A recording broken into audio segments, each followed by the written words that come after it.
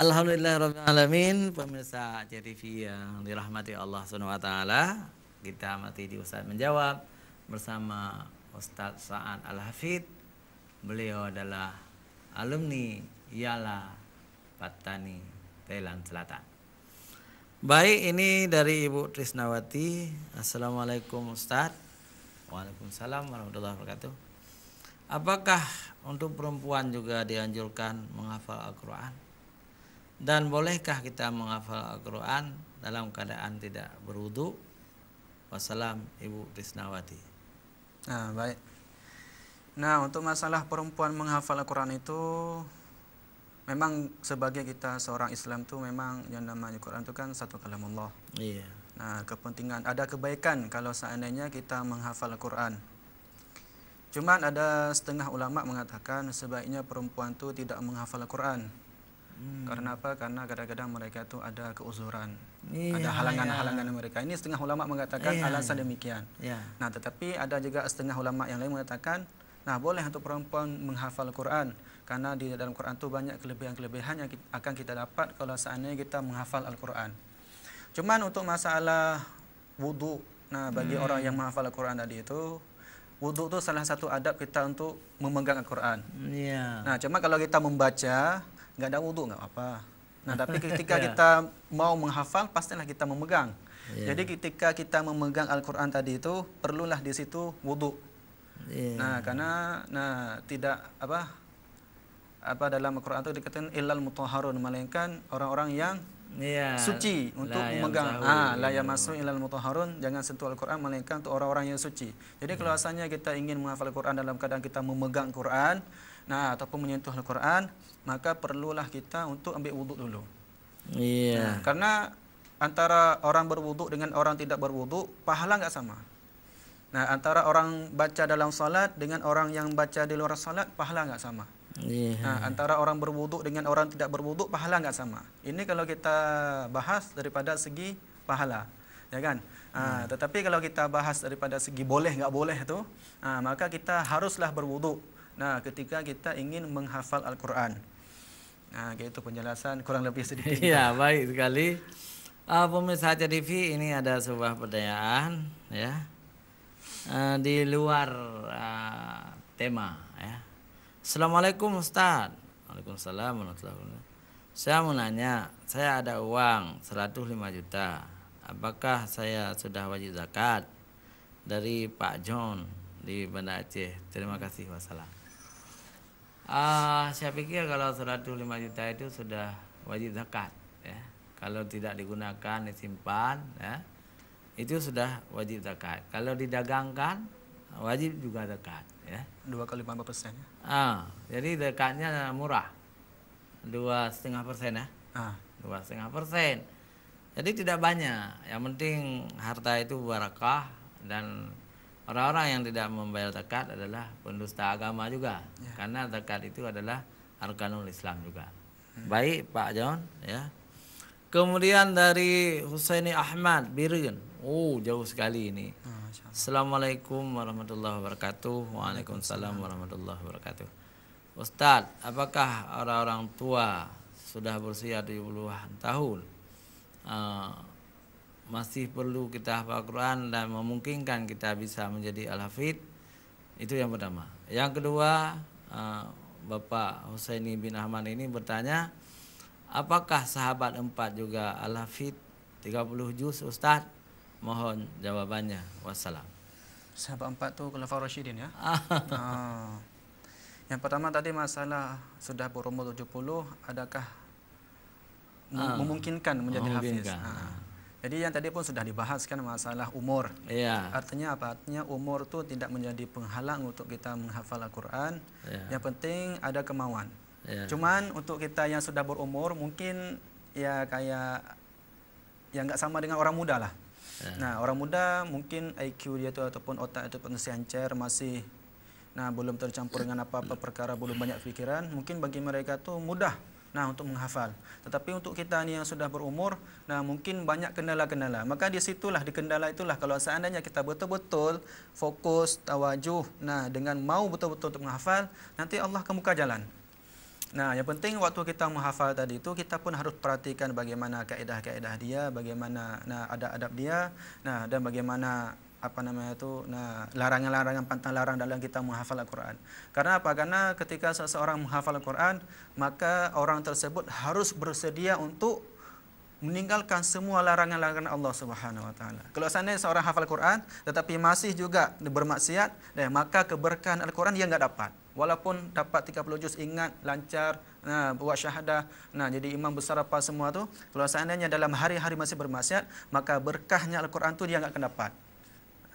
Itu memang daripada segi pahala tidak dapat, tapi keberkahan daripada tiap-tiap ayat ataupun daripada tiap-tiap surah yang kita hafal tu enggak ada keberkahan bagi orang yang bermaksiat. Dan juga dengan maksiat inilah kadang-kadang menyebabkan hati kita tu susah untuk menghafal Al-Quran. Jadi ada baiknya kepada orang-orang yang mungkin sudah umur lanjut, perbanyakkan dulu istighfar pada Allah Subhanahu wa taala, minta ampun pada Allah Subhanahu wa taala, dan kemudian doa sungguh-sungguh supaya Allah taala pilih kita tu jadi seorang hafiz Al-Quran 30 juz. Karena ini perkara yang enggak mustahil ya. Karena kan pilihan pada Allah Subhanahu wa taala semua.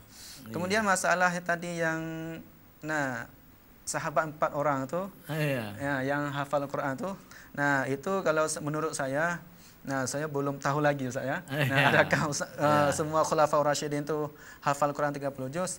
Cuman gini, daripada khulafaur rasyidin 4 orang tu, 4 orang sahabat Nabi yang besar-besar itu, maka daripada mereka tu, mungkin kebanyakan daripada mereka tu hafal banyak juz ataupun banyak ayat Quran. Cuma kalau mau dibilang adakah mereka tu hafiz 30 juz, saya tidak bisa mengatakan iya ataupun tidak. Cuman ketika dilaksanakannya pembukaan Al-Quran, Ali bin Abi Thalib termasuk dalam orang yang dilantik oleh Sayyidina Umar untuk menjadi orang yang membukukan Al-Quran. Cuma saya enggak jelas adakah beliau Sayyidina Ali itu seorang yang hafiz Al-Quran 30 juz ataupun tidak, saya kurang tahu. Nanti boleh kita tanya pada orang yang lebih alim lagi.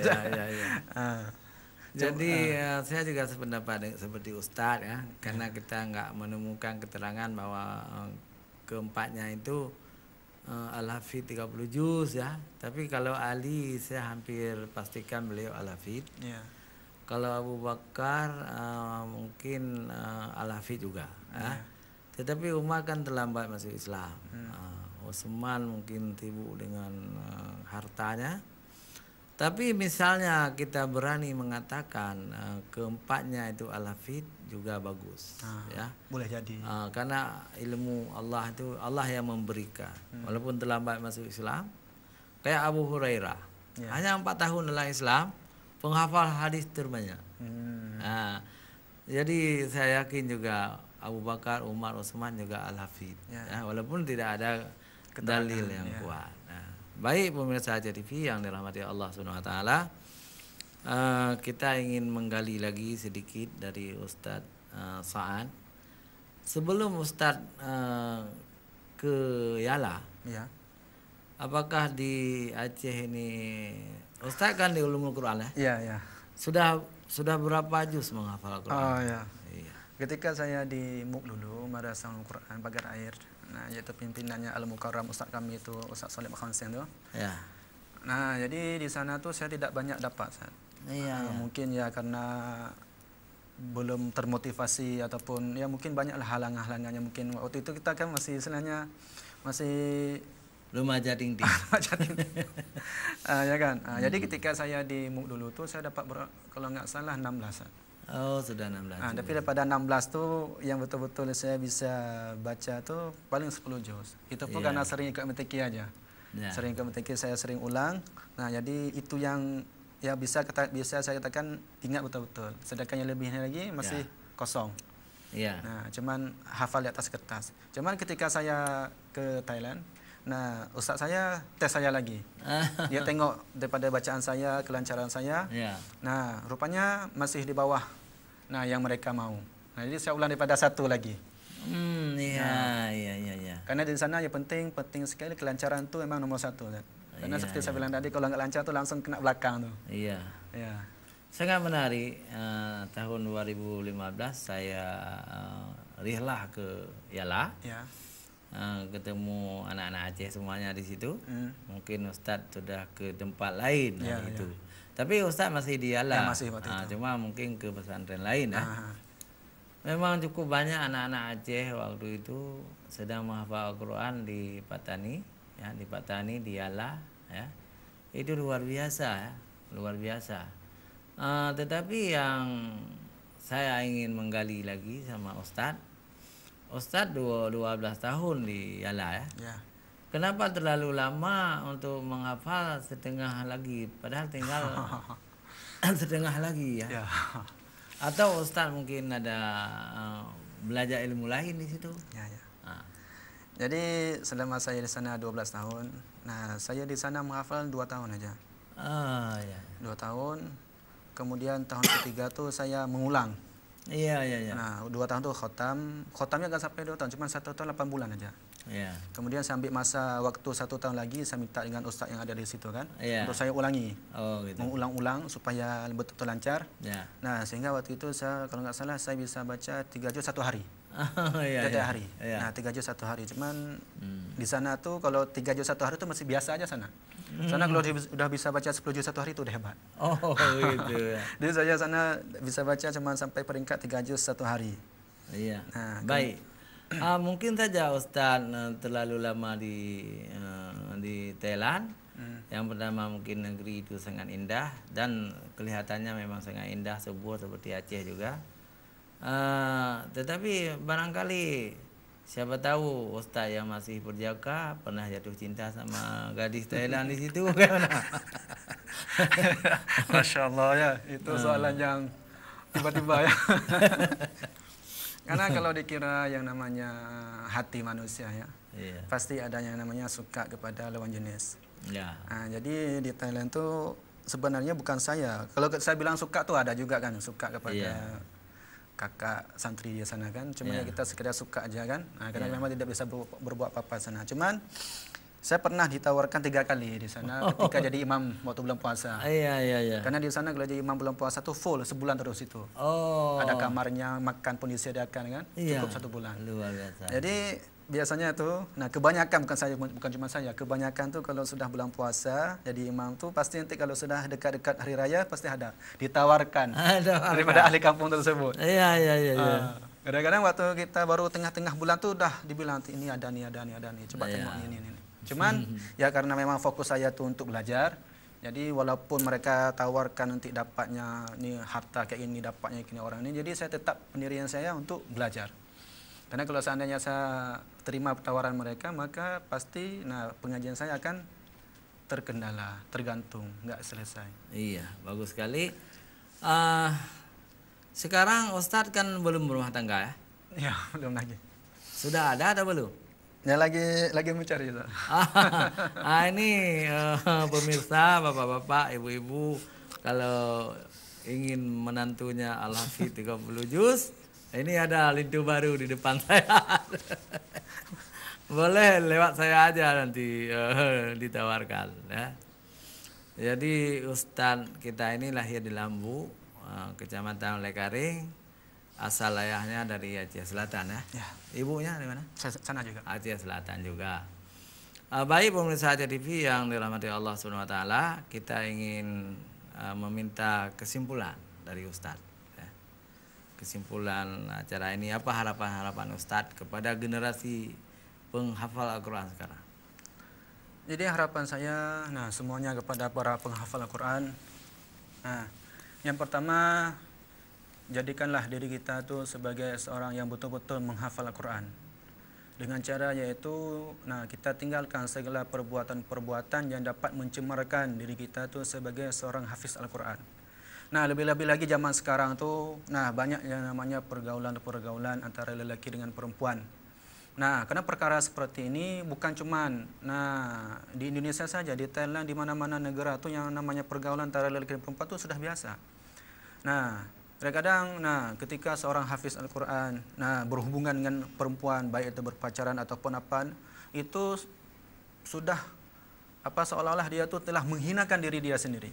Nah, karena ketika seseorang Allah telah memberikan Al-Quran kepada orang tersebut, kemudian dia telah melakukan perbuatan-perbuatan yang jelas-jelas Allah Ta'ala larang, maka dia seolah-olah telah menghinakan diri dia sendiri di depan Allah Subhanahu Wa Ta'ala. Jadi saya harapkan kepada para penghafal Al-Quran. Nah, kemudian tolong jaga diri kita daripada segala maksiat. Nah, kemudian saya mau kepada semua para hafiz-hafiz Al-Quran. Nah, coba kita niat kita ngabdikan diri kita tu untuk agama Allah Subhanahu wa taala. Karena ini penting. Allah telah memberikan Al-Quran kepada kita. Kita harus ngabdikan ilmu kita ni semata-mata karena Allah Subhanahu wa taala. Kita curahkan semua fikir kita bagaimana supaya tiap-tiap kampung yang ada di kawasan Aceh kita ni umumnya bisa hafiz Al-Quran. Karena kalau kami di Thailand sana Ustaz, kebanyakan tiap-tiap kampung tu ada hafiz Al-Quran tu. Ada. Kadang-kadang saya jadi imam tarawih sana 1 bulan kan, kadang saya jumpa sampai 7 orang 8 orang yang sudah hafiz Al-Quran satu kampung tersebut. Jadi sana tu mereka betul-betul mengabdi. Orang-orang yang sudah menghafal Al-Quran di sana mereka mengabdi betul-betul. Bagaimana supaya diri dia tu sudah hafiz Al-Quran, mereka berusaha supaya orang lain pun menjadi hafiz Al-Quran juga. Jadi oleh karena itu harapannya bagi para hafiz Al-Quran, marilah sama-sama kita bangun generasi Islam kita sekarang ini supaya banyak yang menghafal Al-Quran. Nanti kalau sudah hafal Al-Quran 30 juz, sudah ada modal istilahnya, baru nanti kita boleh belajar ilmu kitab-kitab yang banyak lagi. Karena semua ilmu kitab yang ulama-ulama karang semua itu digali daripada Al-Quranul Karim. Jadi kalau seandainya kita sudah mendapat Al-Quran, jadi seolah-olah kita sudah mendapatkan ibu daripada segala ilmu. Jadi oleh karena itu harapan saya, kalau seandainya sudah hafiz 30 juz, sambung lagi pelajaran kepada ilmu-ilmu kitab lagi, ilmu-ilmu Allah yang lebih luas lagi.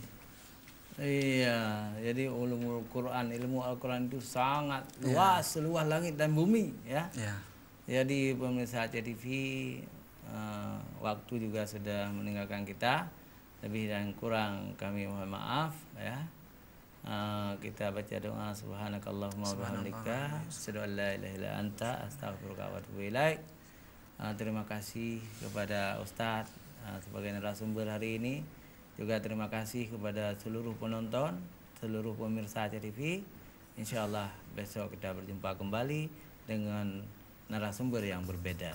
Billahi taufiq wal hidayah. Wassalamualaikum warahmatullahi wabarakatuh.